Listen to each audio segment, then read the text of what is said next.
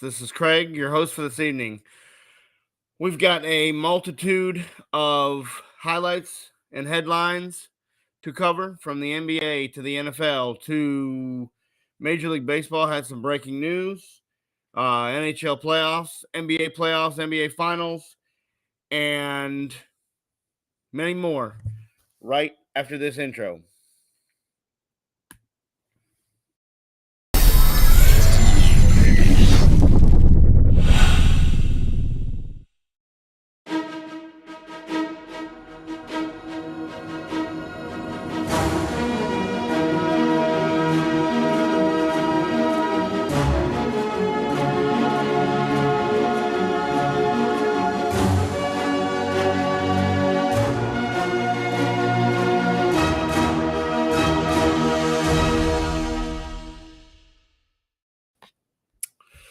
Welcome to episode 124, Friday Headlines on the Outspoken Sportscast.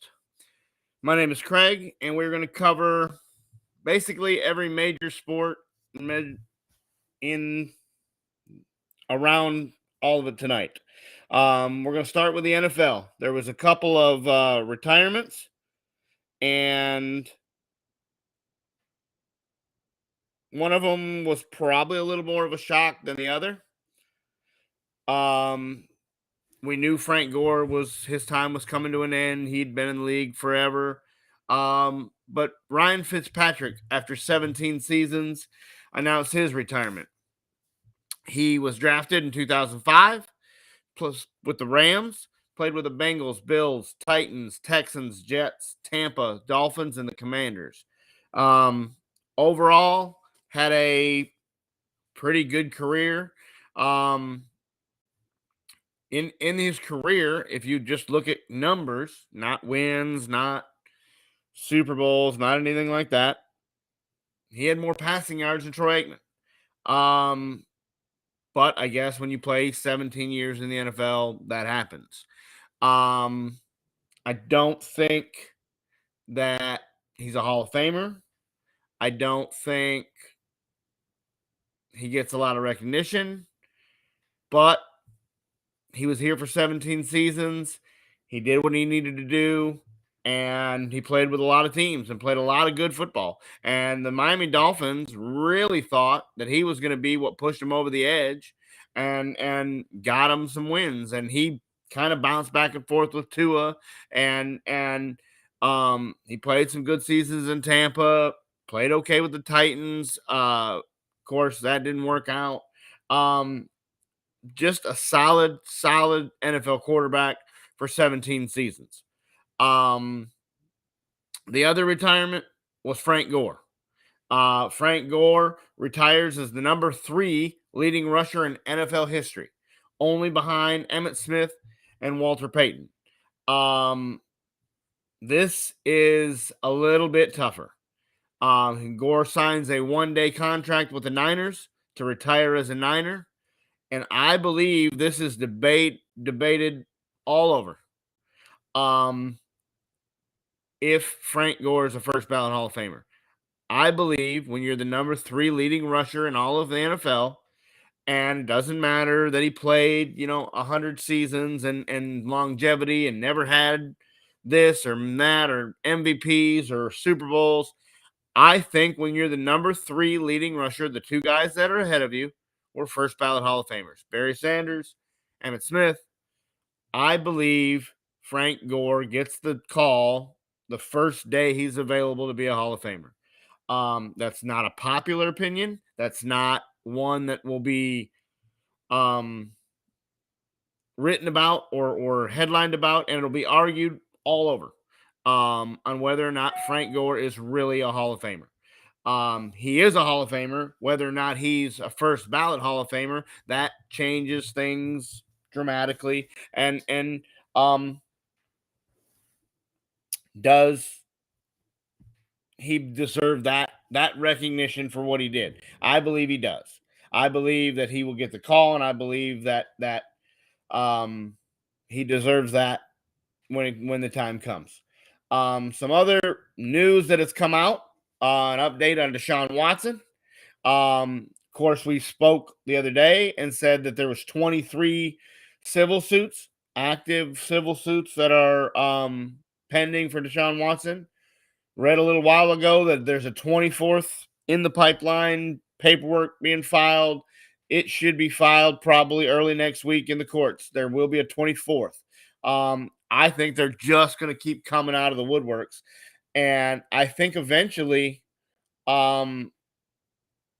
somebody is going to not be scared of the fallout, and they are going to tell all. They're going to write the book. They're going to tell the story. They're going to not worry about money. They're not going to worry about um, the NFL. They're not going to worry about Deshaun, and they're going to the truth's going to come out. It's also been said that he offered before any of this went to civil that he offered each one of the plaintiffs $100,000, and a majority of them, multitude of them, said, "No, that's not going to work. We're going to get more than that." And so he tried to lowball him, tried to make it go away, tried to keep it out of the court system, and that didn't go well. I believe when he went and told the NFL that he had intercourse with 3 of these, that the NFL went, wait a minute.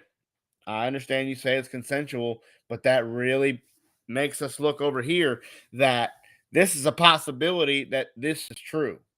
Because if you did this with 3 of them, whether it was consensual or not, I'm a whole lot closer to pinning it over here on this side. As that you went into these massage parlors and you were expecting something other than the massage.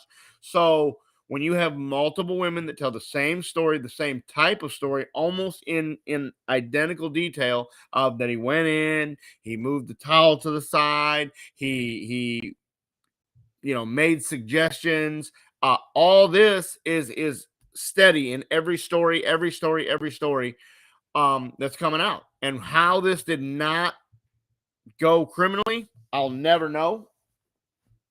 I don't know who prosecuted this. I don't have any idea who followed that up. How they didn't have enough evidence. How they didn't have enough things to make this stick criminally. But they didn't, and so now it's all civil. But the NFL there's rumors out that Deshaun Watson is going to miss the entire 22 season. And now that is not NFL. Goodell did not come out and say that yet, but it's on a couple different deals, and it's gaining some traction. And that would make perfect sense on why Cleveland has held on to Baker Mayfield and not listened to any trade opportunities. Everybody has bashed them for ruining Baker and holding on to Baker and not giving Baker his fair shot. Well, guess what? If it comes out that Deshaun Watson misses the entire 22 season because he's suspended, you look like a genius for holding on to Baker Mayfield. And if I'm Baker Mayfield, you can handle it one of 2 ways. You can pout and say, "You got another guy to replace me. I'm not playing. I'm not gonna to give it my best. I'm not going to do this." Or you can use it as the encore season, go out there and tear it up and set yourself up for a huge payday. And if I'm Baker Mayfield, that's exactly what I do. I go and set it up and tell them exactly what to do and go for broke and have a huge season, just like Jimmy Garoppolo did when he thought he was done with the 49ers. He thought for sure he was done, that he was over with the 49ers, and put a playoff run together and was prepared to go play somewhere else and get a big payday and everything like that. And now the Niners are going to hold on to him. But it is very, very possible that Baker Mayfield is on a revenge tour here. And I guarantee, I'm almost positive that the chances of 0 games is gone. And so he's going to get some games to make this up and give it a whirl and try to set himself up for a payday for next season. Baker has done everything he needed to do. This guy, here's a guy who played with a torn labrum last year. Wasn't his throwing shoulder, but that hurts. And for this guy to gut it out. I understand that everybody wants to go against him and say that he had a horrible season and say that he had, deal. And he just not. He played through an injury that most guys would not have. Most guys would have been on the sideline holding the clipboard and saying, my shoulder's jacked. I'm not playing. I'm not going to risk my career. And he did. He went out there and played and did what he could do and put up some solid numbers on occasional weeks to make this a possibility, to make this to give Cleveland the best shot. He's the best quarterback they've had in recent history. He is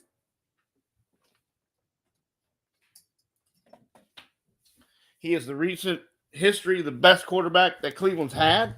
He deserves another contract, and if Cleveland's not going to give it to him, somebody should. So those are the stories that hit the NFL.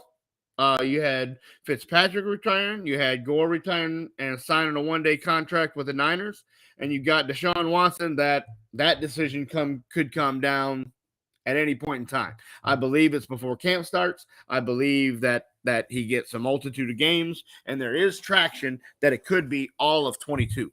And if that's the case, Cleveland's in trouble. Even though Baker is solid, it's not what they thought they were getting in Deshaun Watson. When Cleveland signed him, they knew something was coming because they put a stipulation in that if he gets suspended this year, his salary cap hit would only be $1 million. So they knew this was coming, and I believe they knew it was going to be a multitude of games. Had some breaking news in Major League Baseball this morning.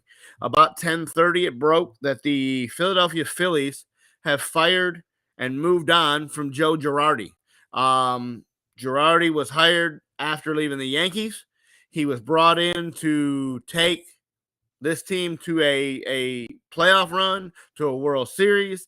They got Bryce Harper, they got Rhys Hoskins, they've got a multitude of high caliber all-star players, and they just have not been able to put this together.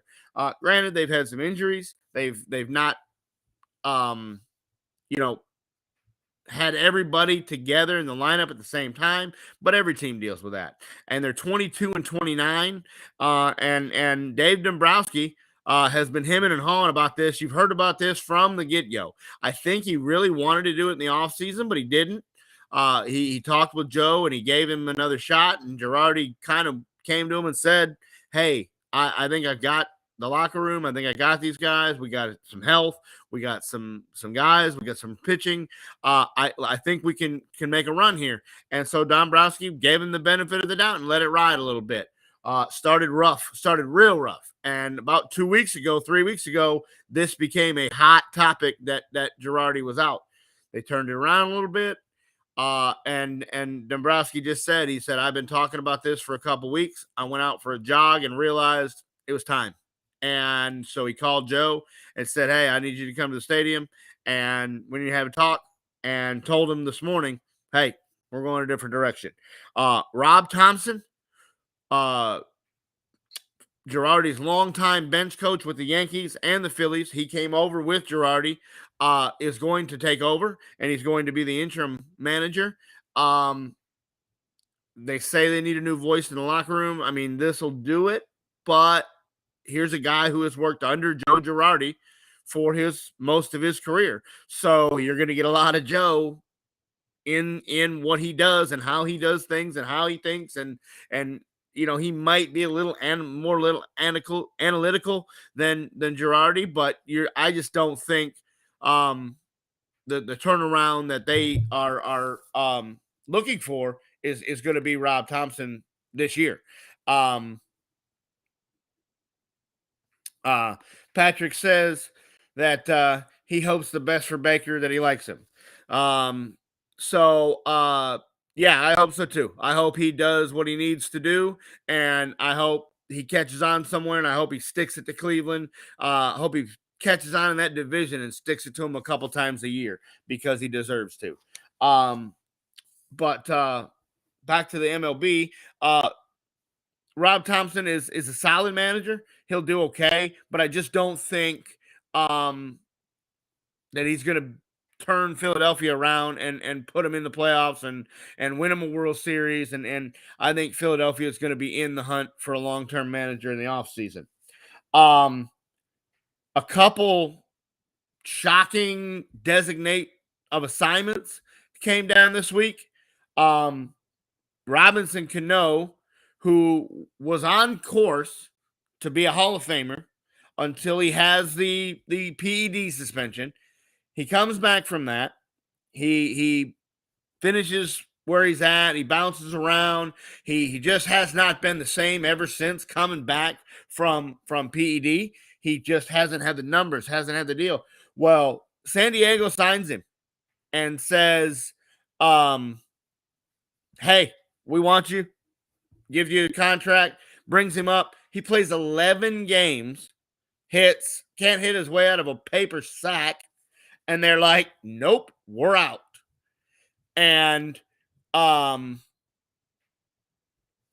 he can't get out of his own way. This guy can't get out of his own way.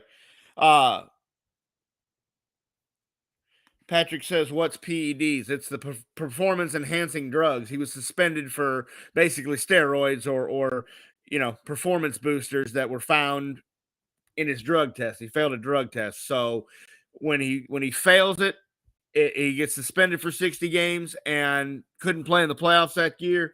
And so then when he comes back from it, obviously he's not on him anymore, and we're not hitting home runs. We're not hitting 300. We're not the all-star that we were in New York. We're not the Hall of Famer we were in New York. So that makes you believe that he may have been taking him a long time before he ever got caught. So he plays 11 games with San Diego. They're like, nope, I'm out. And DFA him and bring up Nomar Mazara. That name may sound familiar if you're a Ranger fan. Nomar, they brought him up as a Ranger. They wanted so badly for this guy to be their next big star. He went up, went down, went up, went down. Basically, they ran him out of options, and they had to part ways with him. And he's, I guess, in San Diego in their minor league system. Well, now he's up with the big club, and he's going to try to start over his major league career. So you hope that the best for Nomar Mazara. The other shocking turn of events is Dallas Keuchel with the Chicago White Sox, who just signed a 3-year, $55 million deal not too long ago, has struggled this year. The White Sox have struggled this year. They haven't done what the White Sox they thought they were going to do. Dallas Keuchel's ERA was north of 7, struggling, and with $18 million still owed to him, the Chicago White Sox just said, have a good time, and they cut him loose. He cleared waivers. He's free to sign with anybody he wants. Whoever he signs with basically owes him league minimum. So the White Sox are on hook for $18 million, and some team could get, if they get the Dallas Keuchel that was the all-star, that was 2 years ago, everybody wanted him. That's what the White Sox thought they were getting. If it's this guy that you get, man, that could be a huge sign for somebody. But if Keuchel's time has passed and he may be like Cano, he may be on the downslope, he may sign with a team, get blown up in 2 starts, and he may be back on the market. Cano's career is over. It's done. He might try to catch on somewhere and be a role guy, but I just believe that Robinson Cano's career is over, and that's a shame because he was on a trajectory to be a first ballot Hall of Famer, and he crashed and burned like that. Just done, over, shut it off. And I believe Robinson Cano's career is over. You will not see him. You will not hear from him. He will just ride off into the sunset. Keuchel, he's going to get one more shot for sure. They've talked about the Yankees. They've talked about, the Giants could use a starter. Scalafani has on the shelf with shoulder. He's on the 60-day DL. So if you could look for the Giants, you could look for the Yankees, you could look for maybe a team in the White Sox division. Detroit is struggled right now with their pitching has got some serious injuries. So I mean, for league minimum, there's going to be a lot of teams that are going to be in to be able to go after Dallas Keuchel. So I would think by midweek next week, you will hear the name Dallas Keuchel linked on with somebody and a team offering him deal. It also came out today that Yordan Alvarez signs a 6-year, $115 million extension with the Houston Astros to keep him in Houston for the next 6 years. That's a huge sign for them. They've obviously tried to do this. They've lost a couple guys in Springer and the shortstop. And so they've lost these guys. They're trying to keep this team afloat. They're trying to keep them together. Verlander's having another Cy Young year coming off of Tommy John. That's just unheard of. His ERA is barely over 1. He just doesn't seem to ever go away. I don't know what they're doing in Houston, that their pitching is just phenomenal all the time. And the Yankees have traded for the Reds to get Jake Bauers. Cash considerations. Here's some money. We're going to take this guy. He's an infield, outfield utility guy. So there's moves all around. But the Yordan Alvarez contract is good for him. It's good for the Astros. And I just can't believe the Keuchel news. I was shocked that the White Sox are just going to eat $18 million and let this guy walk and go catch on somewhere.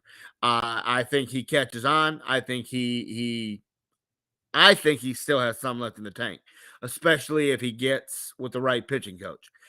There's probably some kind of small mechanical flaw that maybe the White Sox aren't seeing.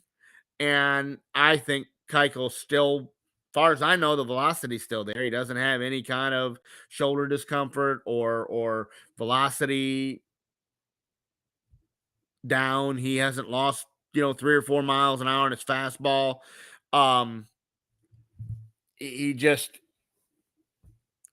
has what left is in the tank to absolutely still play in this league, I believe. So Patrick says you are like a sports almanac. I do my best, brother. It's try to keep your ear to the ground and learn as much as you can. And especially with baseball, I mean, I eat, sleep, and breathe baseball, but I've really the last several years dove into all of it and tried to know the best I can about everything for a situation to arise just like this.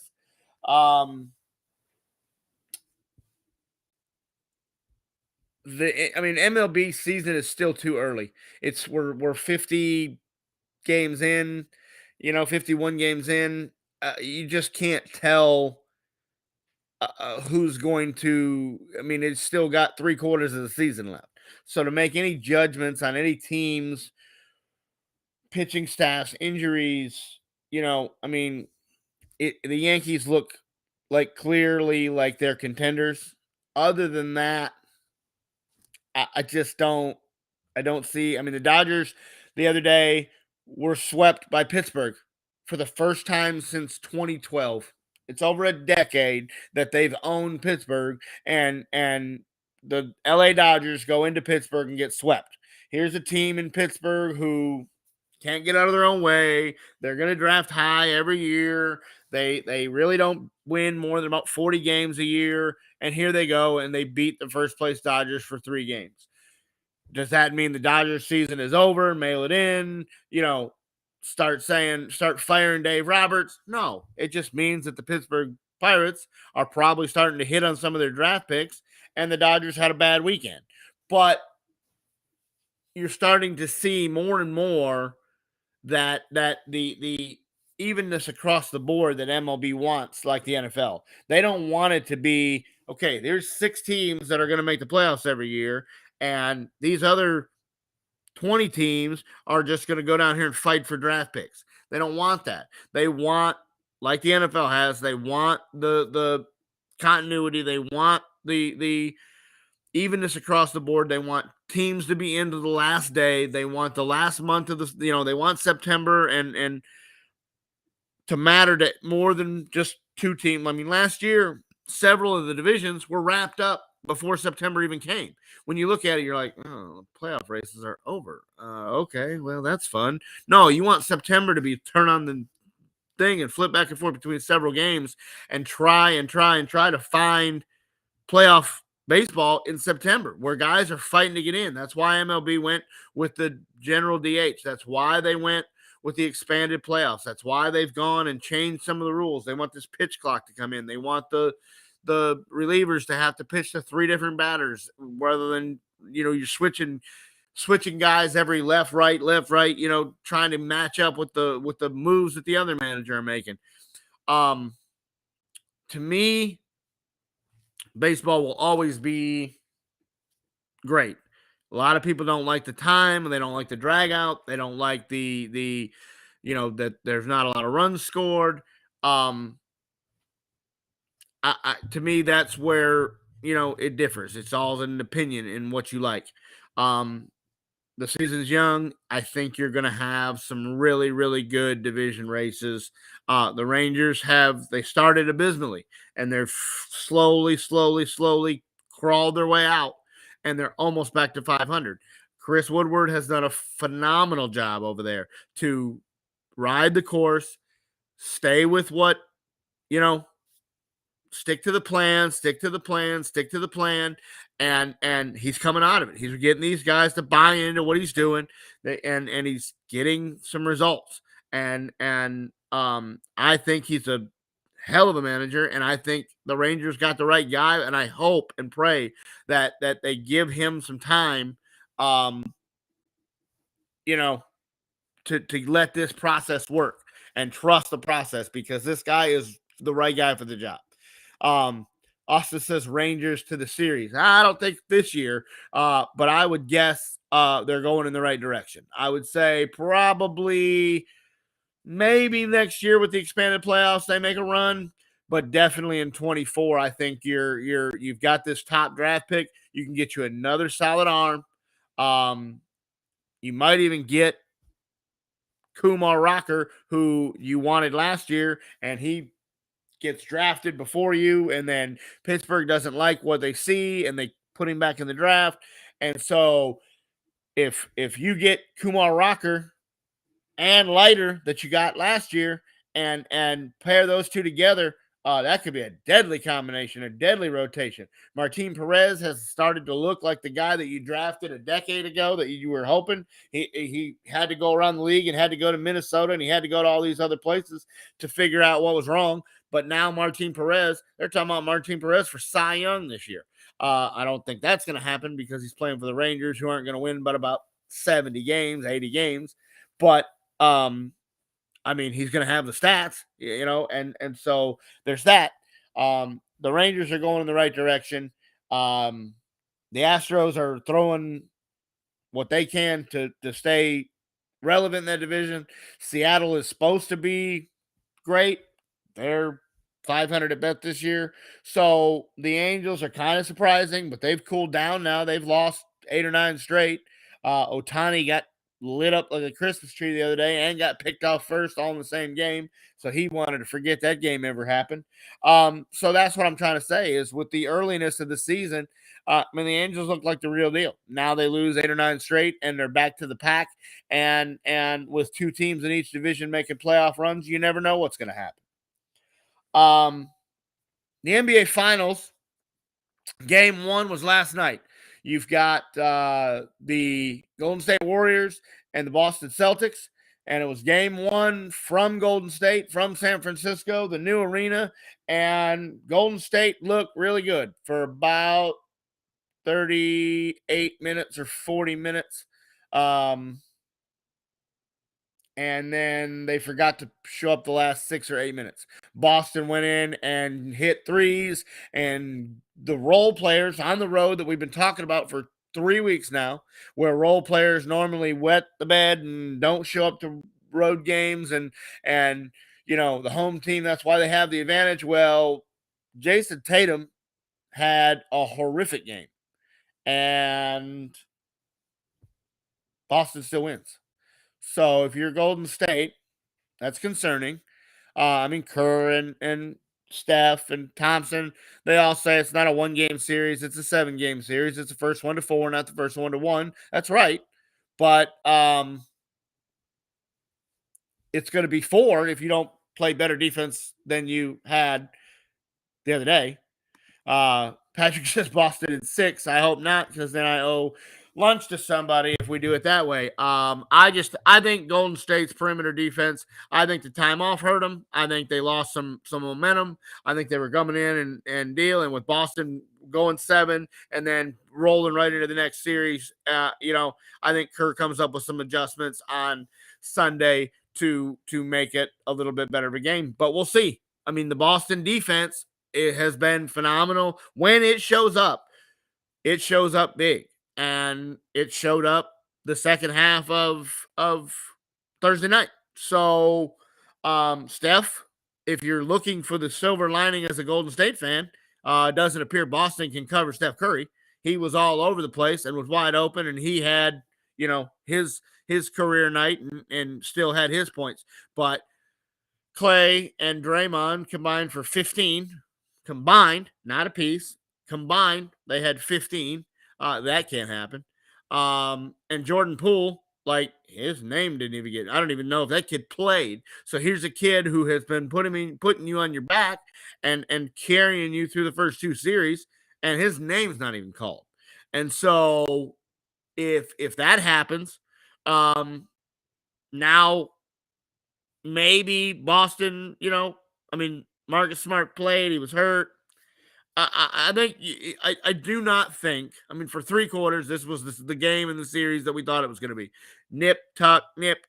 Here takes a lead, come back. Here takes a lead, come back. It was back and forth for 42 minutes, and then the last 6 minutes of the game, Boston put the throttle down, and Golden State had no real response. Were they out of shape because they didn't practice? Did Kerr give them some time off? I don't know. The bottom line is, I think Sunday night we see a different team. I think this goes 6. I think it goes 7. I personally think Golden State wins, but if somebody told me that Boston won, I'm not going to just tell you that you know what you're talking about, because I think either team could win in 4, in 6, in 7. I think that this could be a long series. It could be a short series. We'll see. In some other news, when the Lakers hired Darren Ham to be their head coach, he wasn't exactly their first choice. It appeared that they wanted Juwan Howard from Michigan. They contacted him. They told him they wanted to talk to him. They wanted to interview him for the head coaching spot. And Juwan said, thanks, but no thanks. He stayed in Michigan to coach both of his sons. One's going to be a freshman this year. The other one's going to be a junior. So they're there for the next few years. I would say at least probably 2. But I don't see what the Lakers are seeing in the Juwan Howard. As a Michigan fan, they weren't even going to make the tournament until Howard gets suspended for getting in a fight on the sidelines and throwing punches at another team. And the other coach that fills in why he's suspended for the rest of the season wins out and makes a run into the Big Ten tournament, which I still didn't think was deep enough to make the tournament. And then he gets in the tournament, and Howard comes back and wins a couple games, but nothing real impressive. He had a really good first season in Michigan. They went to the finals and almost won. But I just don't see the enamorment with Juwan Howard and why the Lakers wanted him, or why LeBron wanted him because, I mean, obviously LeBron's involved in the head coaching search. Um, I just don't see what Juwan Howard brings to the table resume wise that would have put him heads and shoulders above Darren Ham. It just didn't make a lot of sense when I read that. So I was very shocked to read that they offered it to him, and I was even more shocked that he didn't even take the phone call. He didn't even entertain the idea. He's like, "No, we're staying in Michigan," and Michigan didn't make any kind of change or alter the job status from the fight that he had. So that's interesting. Normally when you bring the attention like that to your university and bring it bad and are swinging at college kids on the sideline, that's probably not a good thing. So I mean, I think the Lakers got the right guy? I don't really know. I mean, the roster's up in the air. There's rumors of trades, but I don't know if Darren Ham is just going to be the guy that leads them to the promised land. I'm not. He's a rookie head coach, and he's been an assistant. He's bounced around the league. I just don't see what Darren Ham, like. That's not the name that I thought about the first time that the Lakers opening. I didn't go, that's the guy you need to grab. So I don't really know. I think um I think the Lakers are on the backstroke. I think LeBron's getting old. Father time has come. The Russell Westbrook didn't work. They're just, I think that team's in shambles. I think they need to blow it up, start over, and rebuild. We all know that LeBron's trying to hang on to play with Bronny and all this, but I just don't. I don't see it happening, and I definitely don't see it happening in LA because if you make the playoffs, which they're intended to do, well, you're not going to be in the lottery to go get Bronny. So I don't really know. Um, the Lakers are yeah, exactly. King Floppy. Yeah. Yeah. I remember a few years ago he had the Venmo account set up to when they were finding those guys for flopping in the bubble. He just had a Venmo set up because he just flopped so much. So yeah, I mean, he gets Draymond suspended because he stands over him and stands on him and causes him to hit him, and then he flops on that deal and gets Draymond Green suspended, and that's one of his titles that they come back from 3-1 to beat Golden State because Draymond's suspended. It's I've never been a LeBron fan. I've never really sugarcoated that. I've never really backed off of it. I'm not going to walk it back. I've just never been a LeBron fan. I'm much more on the Curry and Dame and those guys. Yeah, they showboat too. But I don't I've never from a when he came in the league and dons himself the king, that to me is at 18 years old, playing out of high school, at the McDonald's All-American game, you're the king. No, you're 18. And I haven't ever been impressed with any of his titles. It wasn't like he put him on his back. I mean, the year they beat Golden State, thank Kyrie because he makes the dagger shot. It's never really been. I mean, yeah, LeBron's got the MVPs and he's got the recognition because of his name, but it's just not been. I haven't been impressed. He's going to be a first ballot Hall of Famer. He'll be the you know leader of deal. He'll own a team someday, but he's going to be in the NBA forever, probably. But I'm not impressed. Yes, Austin. He said that was the greatest when Dallas beat him. Yes, it was. When he has the dream team and goes and gets the guys on the banana boat and gets, um, Dwayne Wade and all those guys and puts them all together, Chris Bosh, and they get up on the stage and not one, not two, not three, not four. Yeah, well, you won one, and you're lucky to have won that one because Dallas probably should have beat you the first time. And so, you know, I just I don't. Uh, he's not Michael. He's not Dr. J, and he's not Kobe. I think Kobe is light years. I will take 7 Kobe Bryants over 1 LeBron James. There's not even in the same discussion to me on if Kobe Bryant or LeBron James who the better basketball player is. The answer, hands down, is Kobe Bryant, and I think Kobe beats Michael. That's just my opinion. I wish Kobe played for any team other than the Lakers because I loved Kobe Bryant, but I just didn't. I couldn't hitch the wagon to him because he played for the Lakers, and it's just not Showtime and Pat Riley and that whole organization, Jeannie Buss. Like, I've just never been Phil Jackson. Like, Phil Jackson to me, I look at Phil Jackson and see the Chicago Bulls, and I watched them growing up, the Bulls growing up, and I didn't like them. So I just Phil Jackson to me, his triangle offense and all this other stuff, to me that was not basketball. That's not deal. I remember when Kobe Bryant looked at it and goes, "We're not running this trash. Get out of here."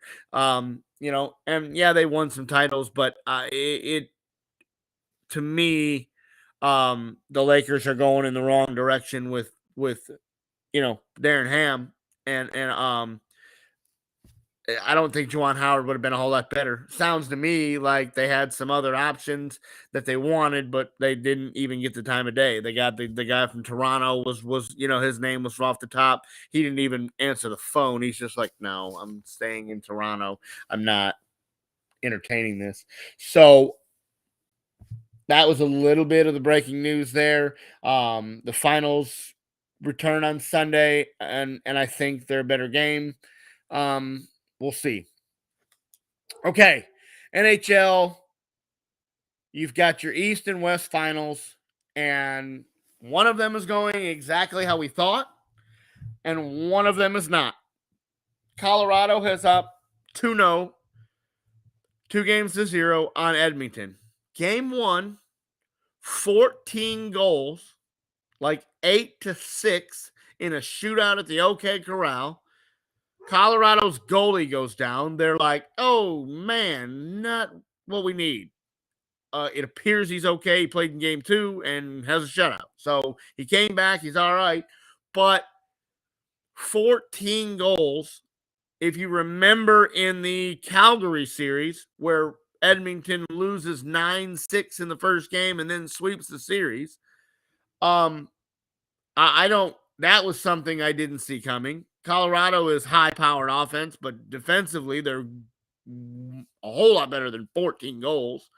They win game 2 4-0. I think they're well on their way to go to the Stanley Cup. This is something that I thought I saw coming. Colorado has been good. They're young. They're going to be around for a long time. In the other series, the Rangers, in shocking fashion, take game 1 from the Tampa Bay Lightning, and not overtime, off the post, lucky, could have gone either way. They dominate that game and may or may not have exposed the Tampa goalie. We will see tonight. That game has started about 45 minutes ago. We will see tonight whether or not Tampa can respond. Read today before we started that Tampa worked on breakaway drills, trying to combat the speed and the agility of the Rangers offense. These guys are young. They fly around the ice. They put the puck on the stick. They put it on each other's tape. they station to station. They're not over pushing into the zone. They just take their time. They make passes and they put the puck in the net. And while I thought they were going to be a year away, and I thought Tampa would kind of handle this series, the New York Rangers look like they may not wait another year. They may make a run here. I still think in my heart of hearts that Tampa wins the series, and it's still Tampa and Colorado in the Stanley Cup Finals. But the New York Rangers made a very huge statement in game one, and it will be something to watch tonight if they take game two, because now we go back to New York for a couple games. And if we're up 2-0 going back to New York, that series could get interesting. So very much something to keep an eye on there. In that, it came out that the surgery for the Bruins forward, he's going to be out 6 months, so he is going to miss the start of next season. The Dallas Stars have still yet to hire a head coach, so I would think that's going to come unless they have somebody in mind that is on the staff of one of the teams that are still playing, one of the four that are still remaining. If they have somebody on a staff from Colorado or the Lightning or Edmonton or the Rangers, if they have somebody on staff with them that they want to interview. A lot of these teams don't like the NFL. They don't, in between games and in between deals, they don't let their coaches go and interview for these spots. They go, now when the league's year's over, then you guys can interview. Right now we're focused on us. And so that'll be interesting to see the direction they go, because it affects your draft. It affects how you build your hockey team. You can't really sign free agents. You can't really sign draft picks. Can't really do any of that till you know your head coach and is he defensive minded? Is he offensive minded? Is he, what is his strength? What is his weakness? What guys do you need? The Stars did get some bad news the other day, and Dennis Gurianov retires and had a phenomenal career. Gurianov played years and 1,000 games and he had a very good career. But that's going to be a huge hole to fill. And Dallas has got some answers that need to be filled, and they cannot do that until um um um they figure that out.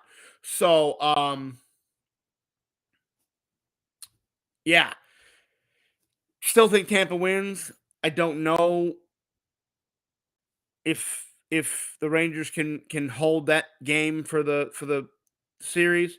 I think Colorado's in full control of that series, and you look forward to the Stanley Cup.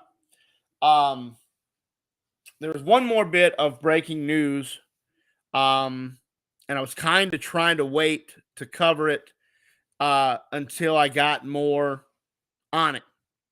But came out that Marion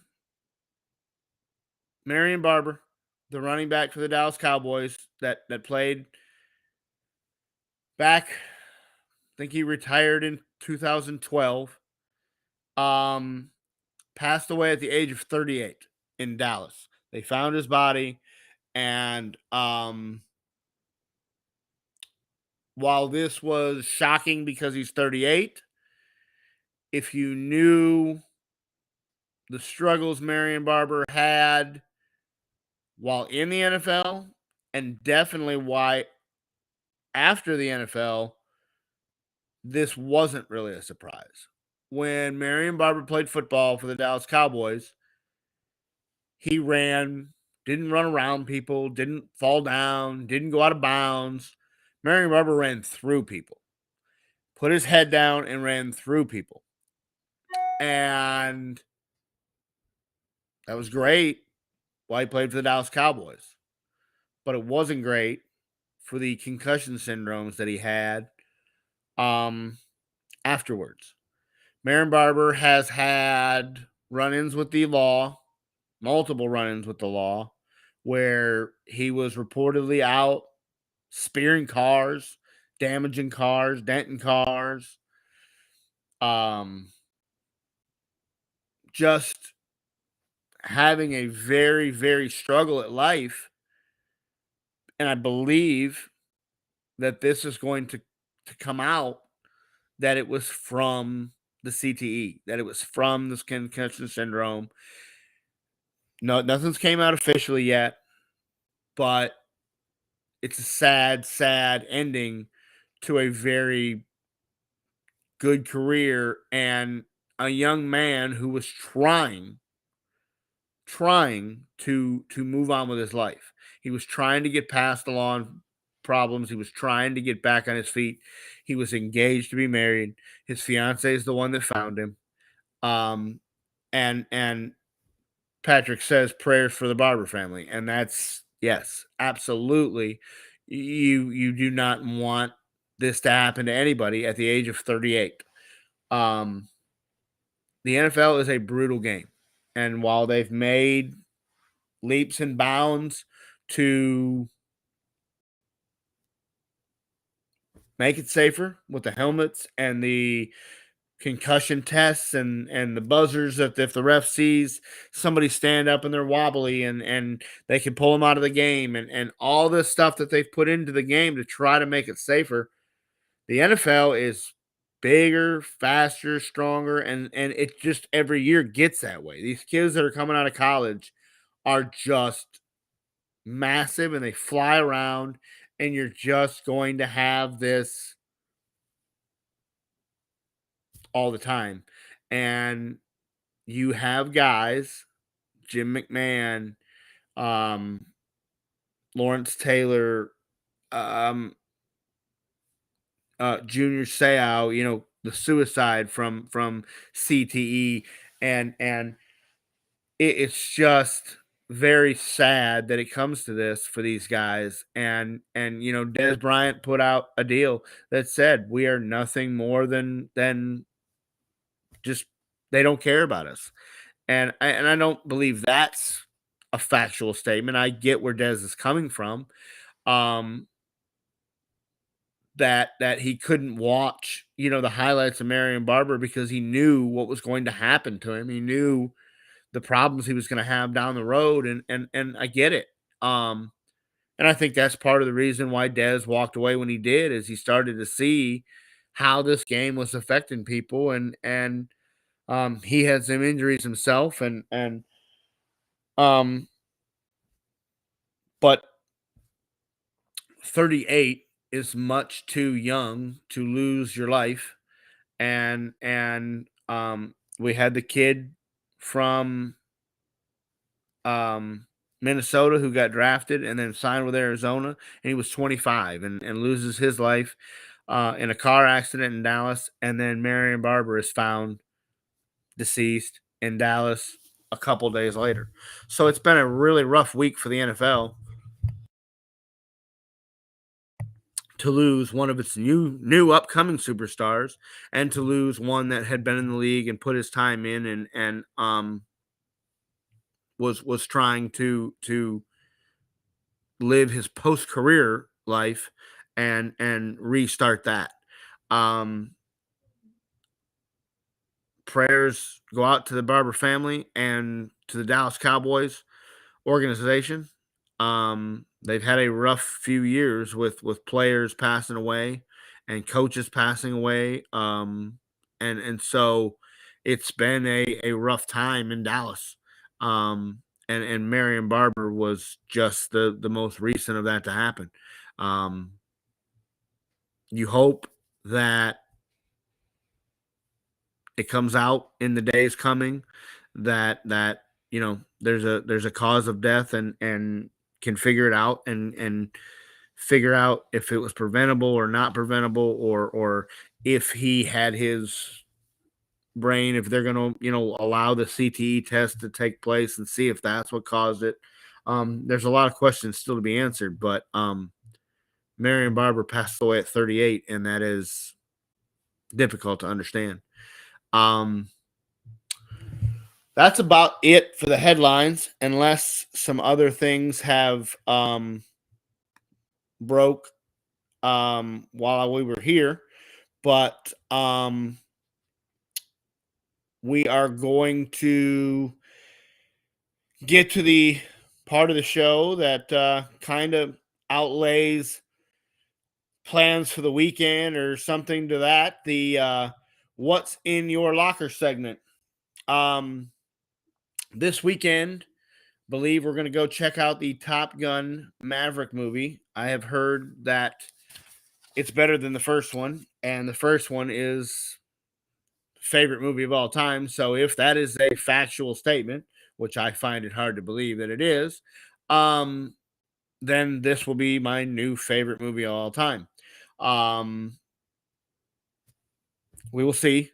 Come Tuesday, it will be reviewed and let known what exactly, without giving any spoilers or anything to that effect.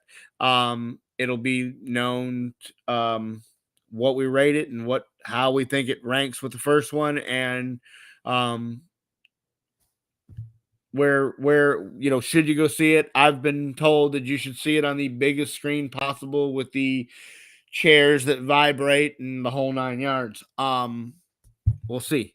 And then on Sunday, the end of the travel league, and I bowl as many nights a week as I possibly can, and I am over the top ready for this to be done.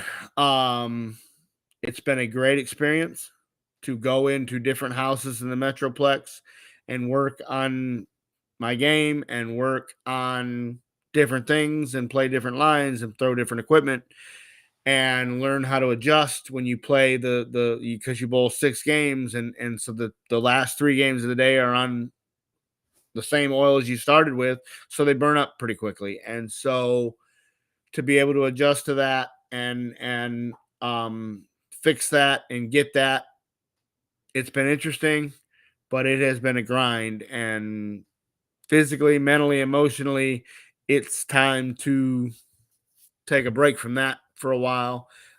It's undecided whether or not I will run down that same rabbit hole next year. I enjoy the people that I bowl with. I enjoy the team that I'm on, but it has been a 6-month grind of driving to Denton and Decatur and Plano and Watauga and Fort Worth and all these different places, and giving up your whole Sunday and being gone for 6 and 7 hours and bowling 6 games, and it has been a grind. I think it did what it needed to do. My average went up, 12 pins this year. It was the best statistical season I had all year, or in my career. But we'll see. It just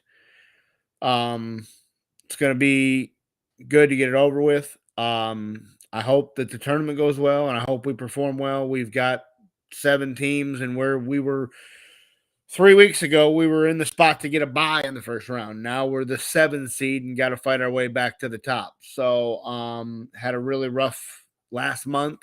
Not that we bowled bad, just some other teams really bowled real well. And so you go in Sunday and you hope you climb the step ladder a little bit and at least make a valiant showing um, to end that season and walk away with your head high and say that you left it all out there. Um, that is going to be it for tonight's episode. Join us on Tuesday. Me and Brian will cover our talks on Tuesday. Normally cover some headlines. This week we covered your power rankings for the NFL, 1 through 32. If you missed that show, you can go look it up where you get your on YouTube. Search the Outspoken Sportscast, or you can find it on any of your podcast platforms, and you can hear me and Brian's different rankings on how we thought 1 through 32 early preseason prior to OTA power rankings, and where we thought some of these teams were going to finish. We had a couple that we agreed on, but overall, from most part, we did not match up on a whole lot. So we look forward to having you guys back on Tuesday. Have a good weekend. Stay safe. And until Tuesday, keep it outspoken.